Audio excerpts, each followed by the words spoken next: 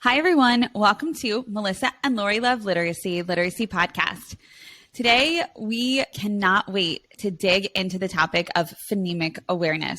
We receive a lot of questions about this, and we see a lot of buzz about it on social media. Yeah, so today we have a really great guest. We have Marjorie Botari, and she is the Director of Professional Development at Hagerty. She's a former teacher, former reading specialist, reading coach, elementary administrator. She wore all the hats to get where she is. And, you know, we know that there's decades of research about how important phonemic awareness is, and Marjorie's going to talk to us today all about, you know, what are the kinds of things we do in the classroom? What's instruction look like? And we know it's not necessarily settled science. And so we'll talk all about the different debates that are out there about how to do it best. Yeah. Well, Marjorie, we're so glad you're here. Welcome to the podcast. I'm excited to be here. Yeah, thank you. Well, I'm hoping you could start off by sharing a little bit about phonemic awareness. What is it? How about just a definition for us here? Start off simple. I think that's great. Seems simple. It seems simple, exactly. But you know, those we often say those PH terms, they're very easily confused because they are so closely related, and they they enjoy a reciprocal relationship. So it is nice to just kind of define that term phonemic awareness. When we refer to phonemic awareness, we are talking about that understanding that spoken words are made up of individual sounds. And we call those individual sounds phonemes. So as we think of phonemic awareness, we want students to be able to isolate the sounds they hear in words, blend sounds together, that's going to transfer to decoding, segment, I can hear a word and I can segment it into those individual sounds, those individual phonemes, or even manipulate by adding, deleting, and substituting sounds. Now, phonemic awareness can be a little bit tricky because all of those phonemes, when we speak, they're co-articulated. Right. E, D, O, N, T, speak in phonemes. So really, it is important to provide this instruction for our learners, right? Our language is made up of individual sounds. So that is so neat. Yeah. I love that. I was like, can you tell us about the other one then? The fun, like, yes. I have to look this up sometimes still. I'm like phonemic awareness, and then there's phonological awareness. Right. I get in my head and I forget which one's which. Mm-hmm. And again, it makes sense. They're so closely related. Now, phonemic awareness, when we refer to those individual sounds, that's often confused with the term phonics. Now, phonics is going to enjoy a reciprocal relationship with phonemic awareness, but it is important for us to understand they're not the same thing. So as you heard me say, phonemic awareness refers to that understanding that spoken words are made up of individual sounds. It's in that phonics instruction that we would provide a visual representation of those sounds. We show letters or graphemes to represent the sounds that we hear in language. While these two do enjoy a reciprocal relationship, you heard me say when we blend sounds together, that's what we do when we read words, or when we segment, that's what we do when we spell words. They are different in that we can hear 44 sounds in the English language, and there's over 200 ways to represent those 44 sounds. So this phonics piece, I always say it's so much more complex, but what you'll always find is what is always a component of our phonics instruction is phonemic awareness. Students need to be able to blend, they need to be able to segment, they need to be able to manipulate, to be able to read and spell new words. And we often kind of jump right into this phonics piece, and we need to ensure this phonemic awareness piece is really strong as if our students are going to be successful. If we're showing them letters and saying, you know, letter is A, sound is A, but they don't understand our language is made up of sounds, that print is not going to make much sense to them. Yeah. It's so funny, Marjorie, because I have a 4-year-old who's in preschool, and so, you know, they do the traditional, like, he comes home and they've been doing letters, right? They've been practicing writing the letters, which is fine. But, you know, we do a lot at home where, you know, we'll just like, oh, you know, pop starts with P. What else starts with P?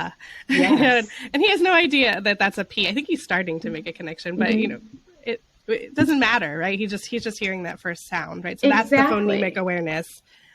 That is exactly it. And you can do that so early on, Melissa, like you just said, you know, early on, we can say, listen to these sounds. This begins with that sound. So then when they do learn that the letter P can represent, then it's like, oh, I can write a P here. Right. So building that awareness of the internal structure of language as early on as possible is going to set our students up for success.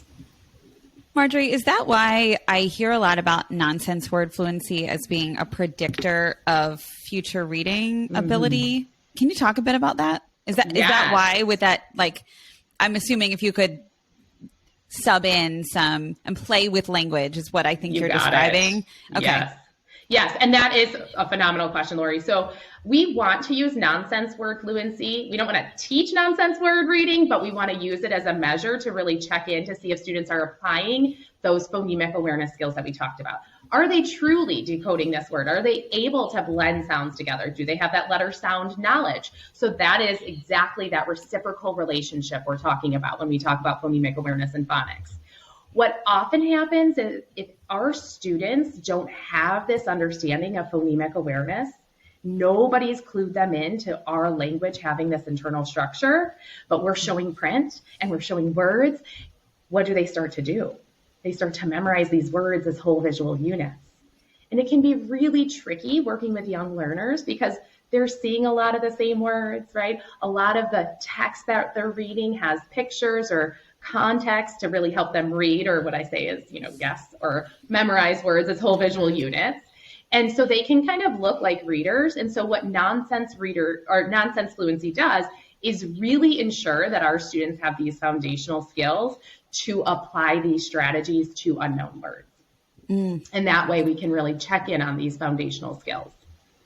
Yeah, that's so helpful. So it's a measure for what they really know, because it's not something that they've ever seen before. Potentially it's a made up word. Exactly. So I actually just saw that question on a Facebook group, and the answers were all over the place for like, should I teach nonsense words or is it just assessing them? And there was definitely a little debate around that question. I'm sure there was. And what else? Is there a question that there's not debate around? That is so true. And I think it's good. True. I think it's healthy to have conversations. I think we just always want to be respectful, to remember that we're also working with human beings, and what may work for one child, may not work for the other child, but we want to stay settled in the research and what we know how our brain learns to read. Now, the only way that I would ever say, yes, let's teach nonsense words is if I'm teaching multisyllabic words. I want to then teach a student, because you're actually not even teaching nonsense words. You're teaching blending. You're teaching the active decoding process, but I might put a nonsense word in front of a student to read, and then put another nonsense word, and I might be able to combine those to make a real word. And so what I really want to do there in my teaching is show students, even if it's not a word by visual memory, again, we don't want that to happen. Proficient readers process every phoneme in a word. But what I want them to recognize is you may need a lot of unknown words, but these are the strategies that you apply when you're trying to decode an unknown word. Yeah. That would be the purpose of putting nonsense words in front of kiddos without it being an actual assessment. Right. And it's nice to do that. Then the end product there is still a real word. Exactly. And they see the importance of it, right? Exactly. Yes.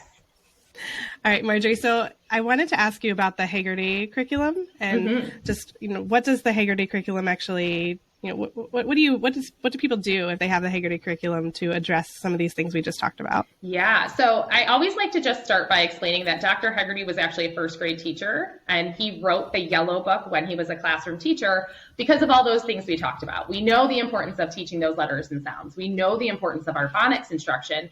But often when we look at our phonics curriculum or our core series curriculum, that phonemic awareness is really just a small component of our instruction. And there's not a lot of repetition and practice to really ensure that our students become proficient with hearing and working with sounds. So what the Haggerty curriculum does is it teaches early basic and complex phonemic awareness skills in a really short amount of time. We say 8 to 12 minutes is really the amount of time that it should take. And it should be used as an oral and auditory warm-up to our phonics instruction, cluing students into this internal structure of language, right? Listen, we hear this language. We can isolate sounds and words. We can blend sounds together. We can take them apart. We can even change them to make new words.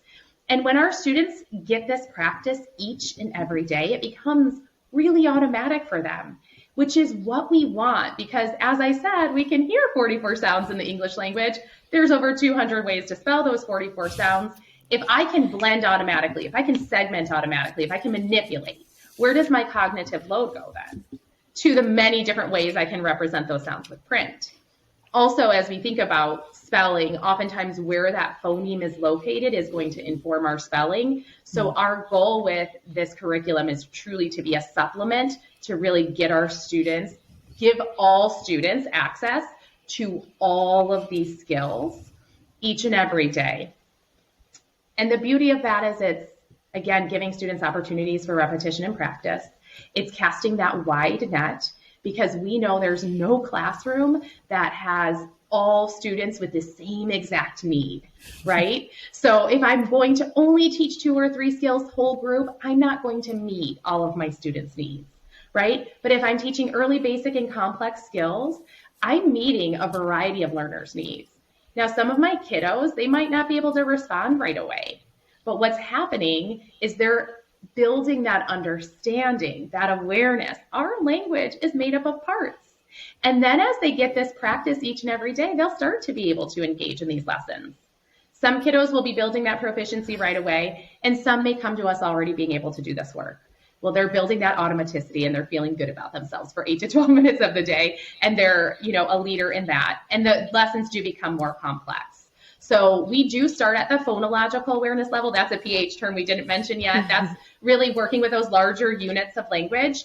We only work with syllables and phonemes in the yellow manual, but with kindergarten and pre-K, we do start with those larger units of language to help our students understand the concepts of blending, segmenting, and manipulating with those easier units. And then we'll eventually get to those phonemes. Can I give my 4-year-old example of that potentially? Tell me if it is. But Yeah. yesterday he had a lollipop, and then he remembered that his friend's name was Poppy. Yes. And he heard the pop and Poppy. And then he was like, and then he's like, popcorn. And I was like, yeah.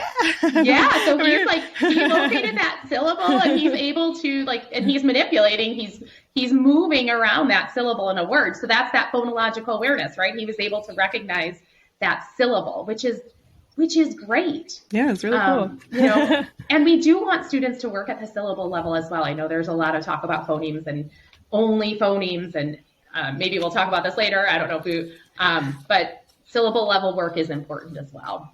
Yeah.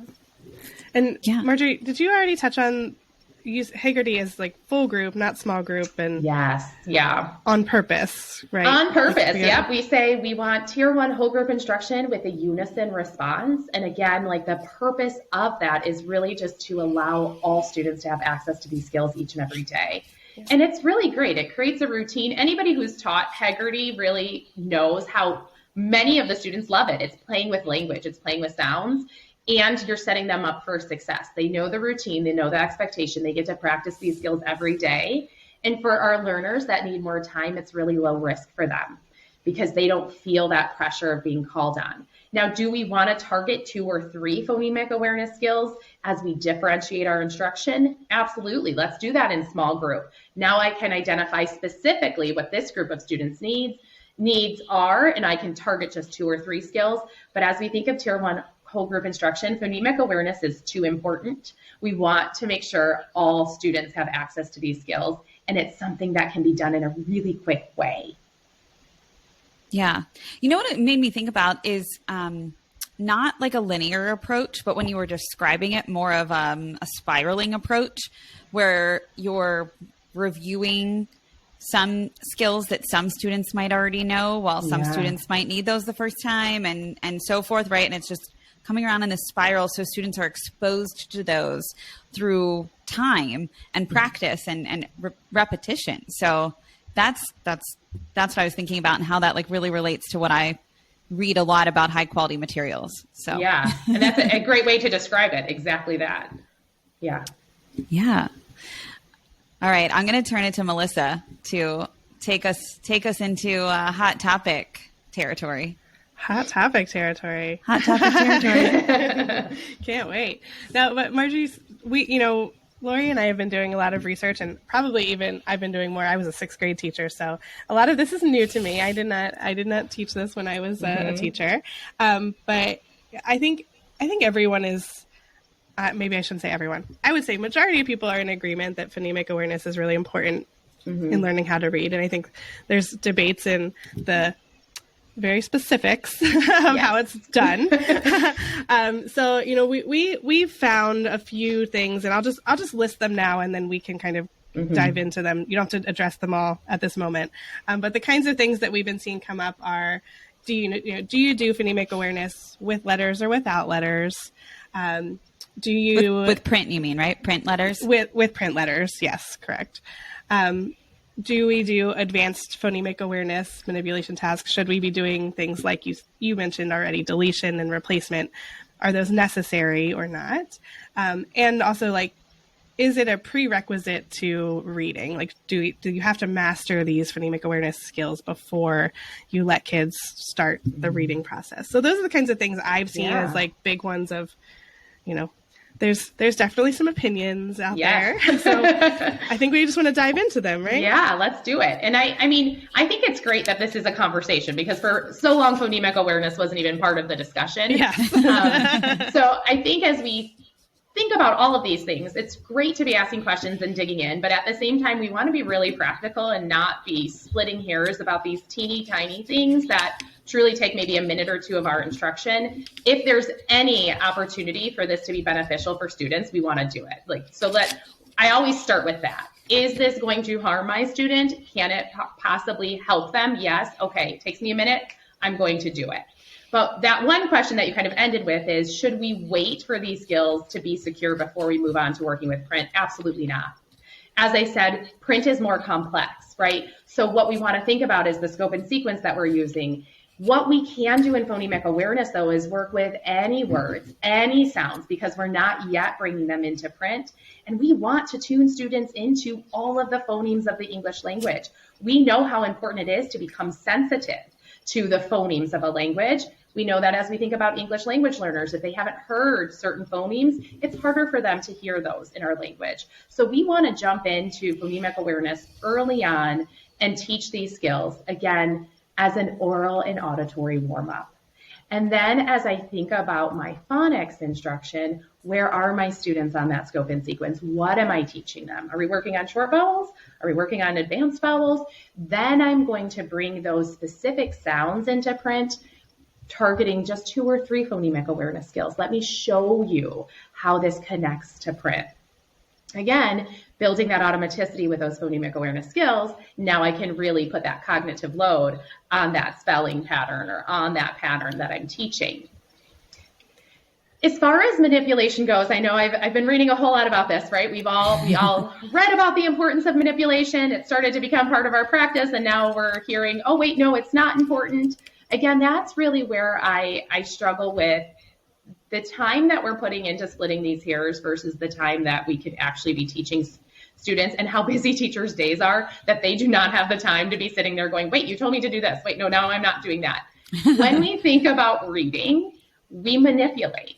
So many words are different by just one sound, right?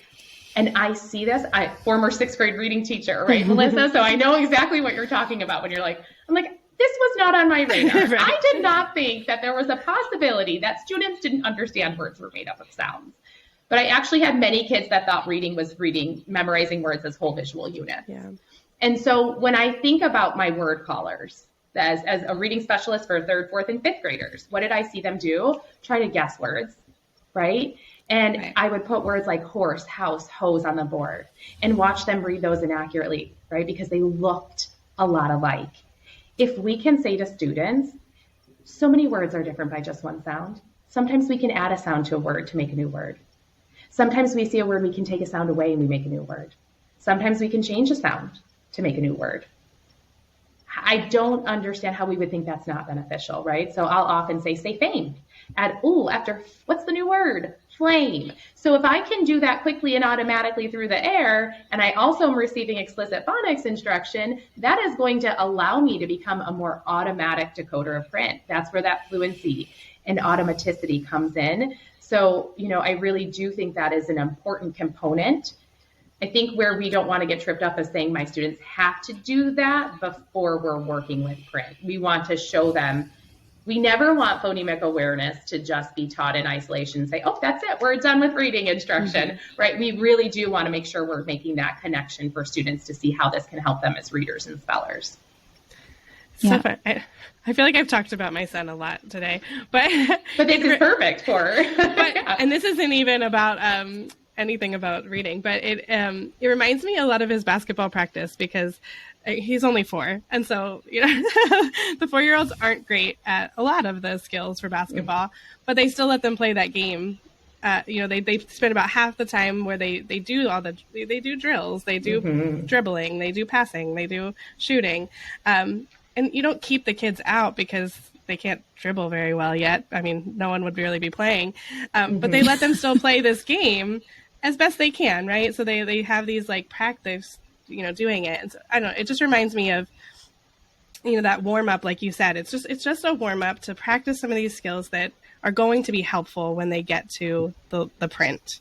Yeah, I think that's a perfect example of that, right? That practice, that repetition, so you can apply it. And I always just say, keep getting better at it. Exactly. And becoming more automatic, and it becomes something that eventually will become really natural. The phonemic awareness instruction, it's a means to an end. I always like to say, think of the bottom of the reading rope, right? Like when we look at that, there are 3 strands of that rope. When we look at research of why students struggle to become automatic decoders of print, it consistently comes back to phonological and phonemic awareness. If that strand is missing, they're not going to become automatic decoders of print. I don't want to encourage people not to spend 1 to 2 minutes teaching these skills that are going to enjoy a reciprocal relationship with that print. But that application is really what you think of when you think of that site recognition portion. Our students need that application. So I would say, well, they might start out, you kind of see them all on their own. That's like the drills that you're talking about, Melissa. That's that explicit instruction. Let me teach you how to do this. Right. But it doesn't stay off on its own. It all becomes intertwined. It all works together. And it's really important to make that connection.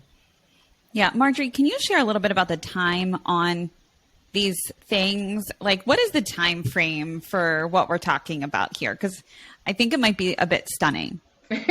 Yeah. So again, if you're focusing on, 1, 2, 3 phonemic awareness skills, it's really taking you 1 to 2 minutes. If you're teaching a full lesson, tier 1 whole group, it's 8 to 12. So when you think about, especially as we think of tier 1 instruction, I know like for a while in education, it was like nothing should be tier 1, right? Like we all need small group differentiated instruction. And it sounds so good, but when you're trying to put that into practice in reality, like it's not possible to have small group instruction all day long. It's insanity is what it is. It's exhausting. Yeah. It's like Marjorie was on our last podcast episode. I know. This is what we talked about. Did you? Yeah, but when this comes out, it won't have been the last one. No, it'll be a few back. But yeah, we'll link it. But I remember trying to do that as a classroom teacher, and yes, we want some differentiated instruction, but if we're doing small groups all day anyway, how much instruction are students really getting? They're working independently more often. Right. So again, it's just like this tier 1. I am giving access, and I'm truly differentiating my instruction when I teach a whole group lesson, because again, depending on my students' needs and the different levels of phonemic awareness, I'm meeting a variety of needs. It's 8 to 12 minutes. So 8 to 12 minutes if I'm teaching all of the skills, really 1 to 2 minutes if I'm targeting a couple of skills. That's really helpful. Yeah. And I think one thing that we talked about in our pre-call is that it is helping reduce students' cognitive load for future reading tasks. Yes. So that's really important too. Is there anything you want to say about that? Yeah, I mean, I think that's, again, when we think about the 44 phonemes and the number of ways that we can represent those sounds with print. If our students can do this work quickly and automatically, that's when we can really spend that cognitive load on that print, which is, again, more complex. So when we think about that fluency, when we think about that automaticity, being able to complete these tasks orally and through the air quickly and automatically is going to transfer to that print.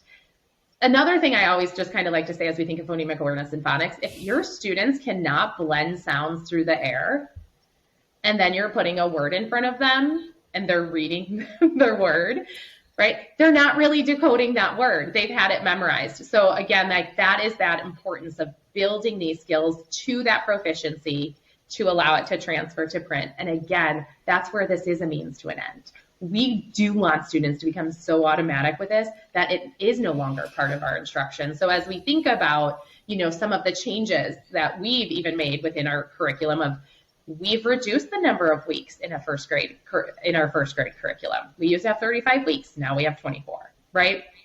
What we also did, though, do is keep 6 weeks for optional instruction because we know there's some first grade classrooms that need more. So we've also brought in that phoneme grapheme connection. Look, we just blended sounds through the air. Now let me show you some print that represents those sounds. But I will tell you, when we were doing that, do you know how challenging that was? Because when you work with print, it has to be that same pattern. When you're doing it through the air, it can be any pattern. It's the sound. It's the sounds. And so when we're like, okay, let's bring it into print. Well, no, that one has a different, we spell A differently here. We spell A differently here. So trying to find that common spelling pattern can be really tricky. So again, that's why we want the phonemic awareness to be automatic, because that print is way more complex. And that's where we can really put the heavy load on the kiddos. Yeah. Oh my gosh. It is so much more complex. I'm just thinking like all the different ways A says A. Right? There's so many different ways. And then you get into multisyllabic words and then there's a schwa. So it's like, well, when we say it, it sounds this way, but. And it depends where you live because right. Your language variation might change how it's said. Absolutely. I know we mentioned syllables earlier. Did you want to come back to those? Yes. So I know another hot topic right now is getting to the phoneme level right away. Like, we shouldn't be teaching phonological awareness. It's the phoneme level that's important. And yes, the phoneme level is where we connect it to print. Absolutely. That's our goal. But when we say we should only be teaching at the phoneme level, there's a couple of things that come to mind. First, I cannot tell you. So we changed our assessments. They used to start at the phonological awareness level for kindergarten, and we changed it to the phoneme level because we wanted to measure the same thing throughout the year, measure growth.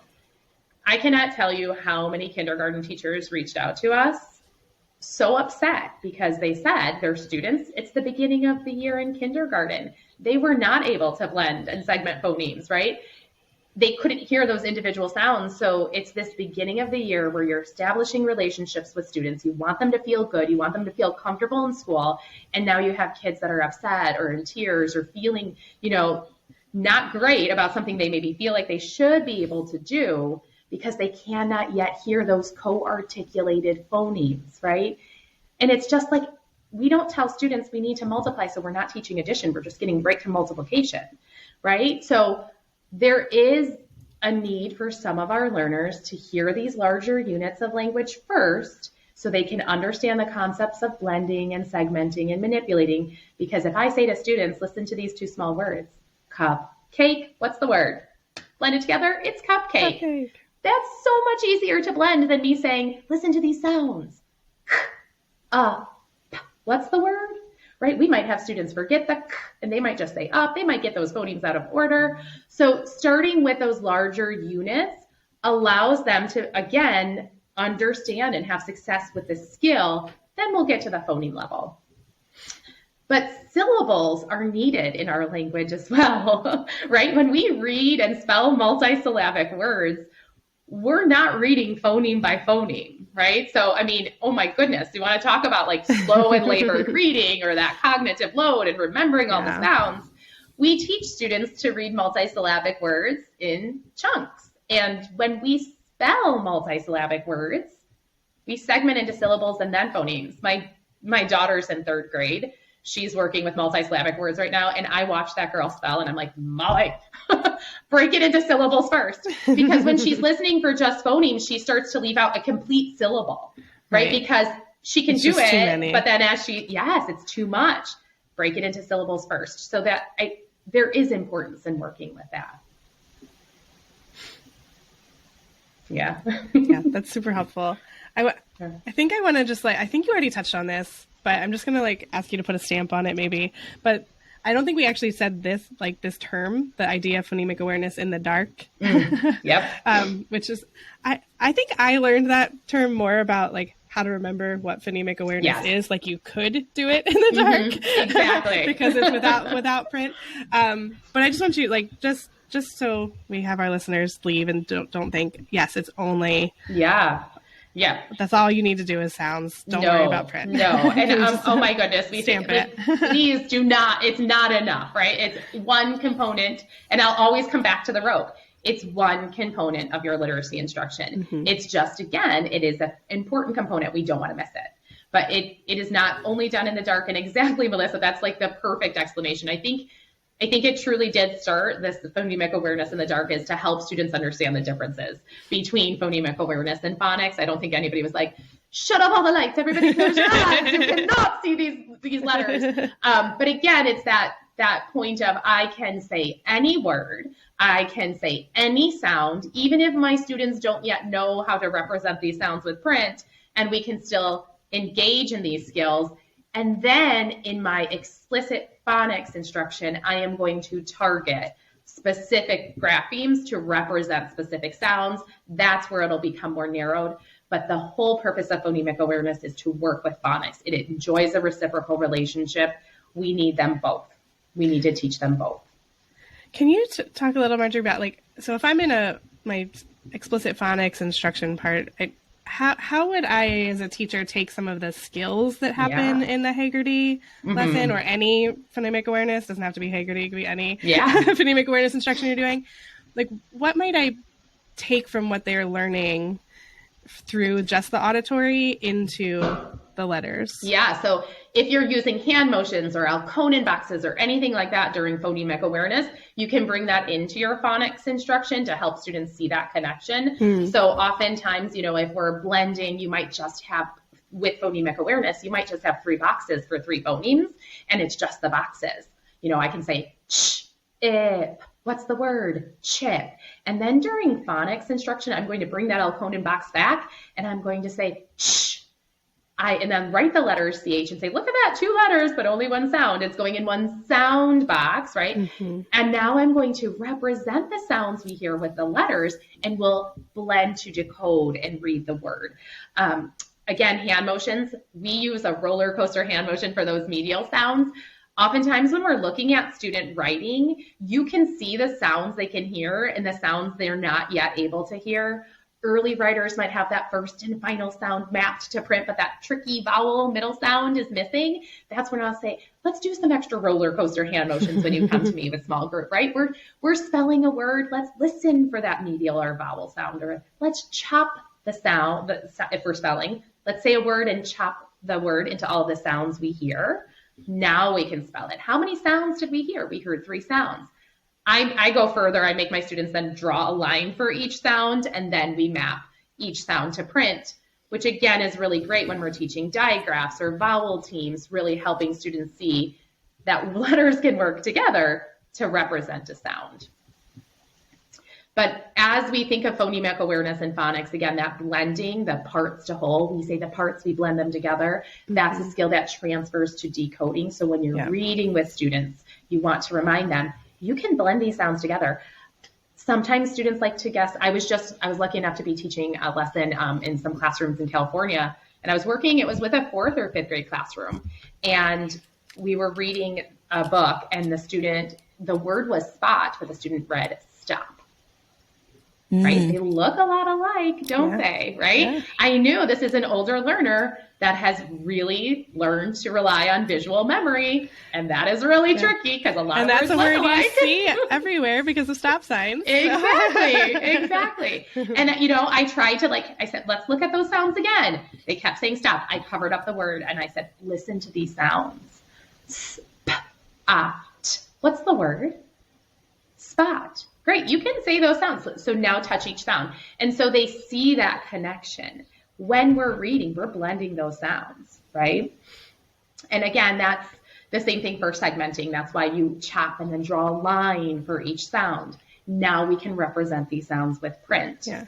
And I didn't even think about that for spelling. That's now that you say it, it seems very obvious. Yeah, well, that you segment to spell. But it's, Melissa, but it's not, right? We think, oh yeah, that makes sense when we hear it. But I mean, again, I always say undergrad did not prepare me very well to teach the students. I wasn't like, oh yeah, you hear it and you're like, yeah, but did we ever explicitly learn that as educators? And are we explicitly helping our students understand that? Right. This is not a game of visual memory. Spelling is the window. No, spelling is the window into their brain. I think spelling and fluency, oral reading fluency is the window into their brain and how they're they're reading and spelling, or they're reading and then digesting what they're learning in terms of foundational skills in their brain. Exactly. And that's it. And I always say, when you look at a student's writing, if they have a word like with all the right letters, but it's not in any kind of phonetic order, that is a child that's trying to remember what the word looks like, right? Mm-hmm. There is no phonemic awareness being applied there. We need to teach that. So even if it's an older learner, we need to teach that. And I don't remember suggested passwords. I don't know if you guys remember that's what's happening when we say to students, you just have to remember words as whole visual units. You just have to remember the letter order. There's nothing anchoring. So we always want it to come back to the sounds. But I think the opposite of that is like, I forget who I was talking to, but someone who was, they had a student who was spelling dress with a J instead of a D. And I was like, I actually think that's kind of awesome because they're hearing the right sound, right? Yes. Even though you got to teach them that that's not so the that's right. And that's why spelling is so good, because when we look at students' writing, it gives us phonemic awareness and phonics information. Mm-hmm. So I know the student can hear the sounds. Now I need to teach them explicitly how to represent these sounds. So I really need to talk about that TR and DR blend, because those are so tricky when we bring those